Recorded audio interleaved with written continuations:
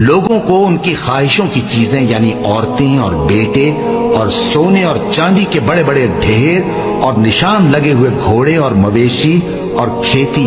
بڑی زینت دار معلوم ہوتی ہیں، مگر یہ سب دنیا ہی کی زندگی کے سامان ہیں اور اللہ کے پاس بہت اچھا ٹھکانہ ہے۔ اے پیغمبر ان سے کہو کہ بھلا میں تم کو ایسی چیز بتاؤں جو ان چیزوں سے کہیں اچھی ہو؟ سنو، جو لوگ پرہیزگار ہیں ان کے لیے اللہ کے ہاں باغات بہشت ہیں جن کے نیچے نہریں بہ رہی ہیں، ان میں وہ ہمیشہ رہیں گے، اور پاکیزہ بیویاں ہیں، اور سب سے بڑھ کر اللہ کی خوشنودی۔ اور اللہ اپنے سب بندوں کو دیکھ رہا ہے جو اللہ سے التجا کرتے ہیں کہ اے پروردگار،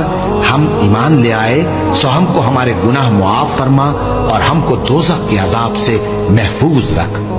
یہ وہ لوگ ہیں جو مشکلات میں صبر کرتے اور سچ بولتے اور عبادت میں لگے رہتے اور نیکی میں خرچ کرتے اور اوقات سحر میں گناہوں کی معافی مانگا کرتے ہیں۔